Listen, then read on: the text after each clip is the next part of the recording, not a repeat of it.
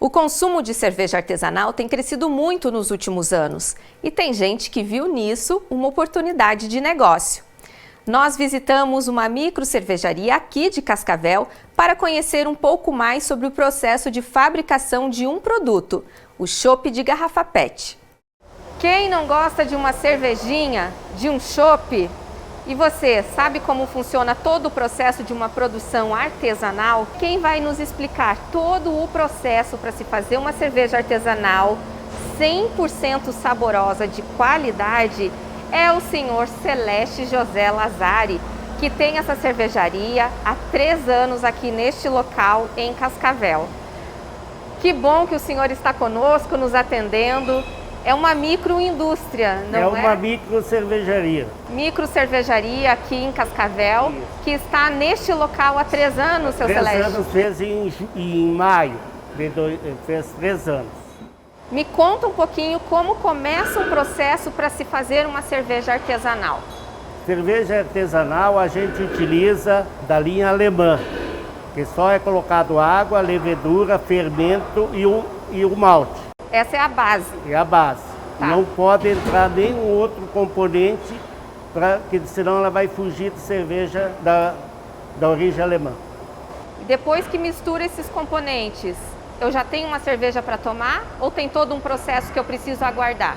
Para se fazer uma cerveja, a gente leva a parte quente, leva 8 horas. Então é onde você pega o malte, moe ele e joga água e na tina de mostura e que você vai quebrar os açúcares para você conseguir fazer esses açúcares ser fermentáveis.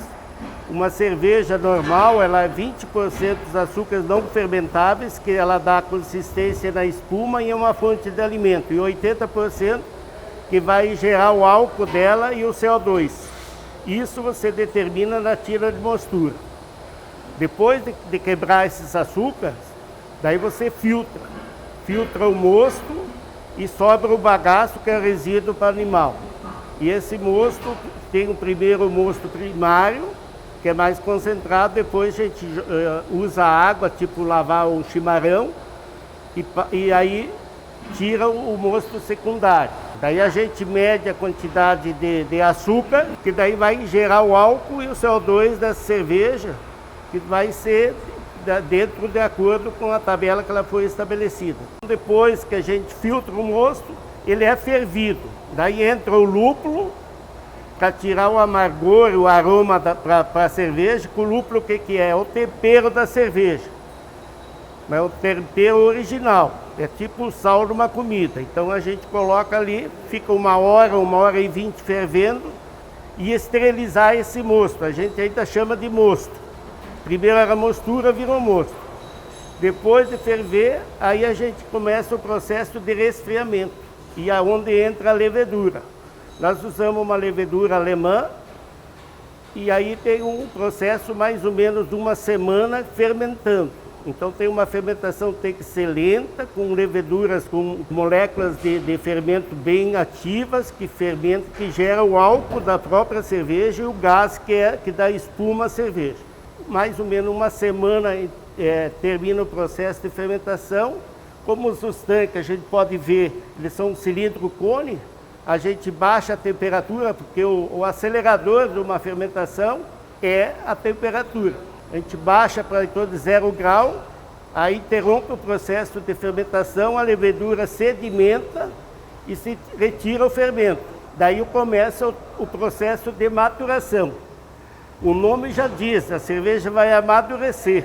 Então uma cerveja artesanal é no mínimo 15 dias de processo de fermentação e maturação, de 15 até 21 dias.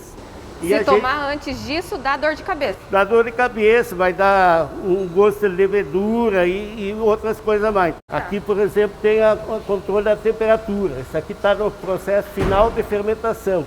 E depois a gente baixa para 0. Aqui a gente está com 14 graus e meio? 14,5, que está no final de fermentação, com processo para diminuição do diacetil.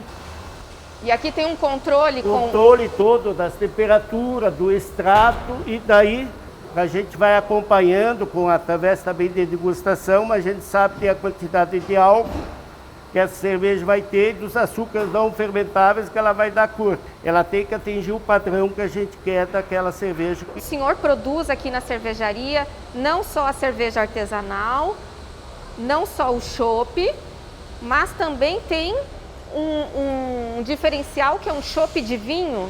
A gente pega da cerveja mãe, que é o chopp Pilsen, chopp Reden, e faz ele, que é o composto de vinho. A gente usa o vinho, mistura 40% de vinho, 60% de cerveja, gasifica e fica um chopp de vinho. Um vinho tinto sempre. Vinho tinto seco. E aí a gente também faz um chopp escuro, um chopp black, mas mais pro lado da Malzbier, que é um chopp mais para as vovó, principalmente as pessoas de origem alemã, as pessoas mais de idade agora adoram de tomar um chopp mais doce.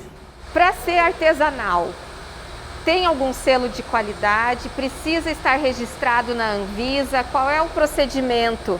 Hoje o MAPA, né, que é do Ministério da Agricultura, ele é bastante rigoroso para se abrir uma cervejaria. Então ele tem vários critérios e tal. E daí quando você pede uma receita para fazer a cerveja, você vai colocar, você coloca. Por exemplo, se eu botar um antioxidante, que as cervejarias grandes colocam, eu deixo de ser artesanal.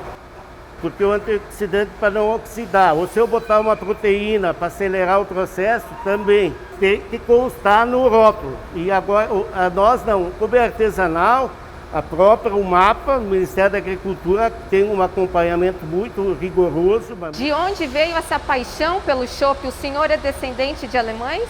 Tem gente que diz que eu sou descendente de francês, né? Ah, é? Pelo sotaque? Só pelo meu sotaque, mas na verdade eu sou mistura fina. Alemão com italiano. Mistura fina. E foi uma necessidade. Há 43 anos atrás, eu entrei na Brahma em Porto Alegre, saí do interior e fui trabalhar numa fábrica, eu era servente, 4ª série primária. E aí a necessidade me fez ser um cervejeiro. Veio de uma necessidade, mas é uma paixão. Agora, seu Celeste, eu vou te fazer uma pergunta que eu acho que todos estão querendo por aqui. E quem está nos assistindo também. Vem a parte da degustação, a gente vai poder provar essa cervejinha artesanal. O que acontece agora, seu Celeste? Principalmente numa cerveja artesanal, uma degustação é muito importante para ter um padrão, sempre a cerveja igual. Então, pessoal, vamos para a parte difícil. Vamos degustar um chopp, tirado direto da bica. Uma boa degustação, ela parte de 3 coisas. Primeiro, a gente cheira. Muitas vezes, a gente cheirando, a gente percebe, o chopp oxidado, a gente percebe já no cheiro, ou de acetil, coisa. Depois, a gente olha a coloração, se está bem filtrado, está bem transparente, e aí a consistência da espuma, a cor do chopp. Então, é um visual, né? Tá. E por último, a gente vai na degustação. E a degustação tem que ser um golezinho razoável, não pode ser muito pequeno. Porque do lado das papículas da língua é onde você sente mais o amargor.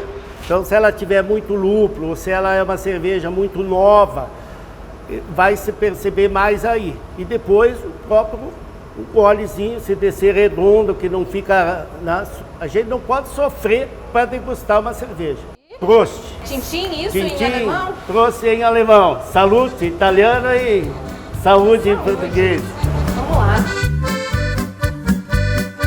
A gente tem também chopp numa garrafa. Hoje é uma facilidade você conseguir beber um chopp em casa na garrafa. Você compra na quantidade que você precisa. E a gente hoje enche o chopp de litro e de 2 litros. É uma máquina que enche 400 litros de cerveja por hora.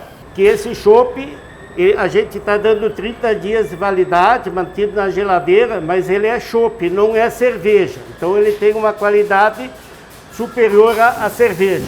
Seu Celeste, qual é a grande diferença entre uma cerveja e um chopp? A diferença é que o chopp, ele é 100% natural. Depois dele feito, ele não é aquecido. A cerveja, ela é pasteurizada, ela passa com um processo de mais ou menos 15 minutos a 60 graus.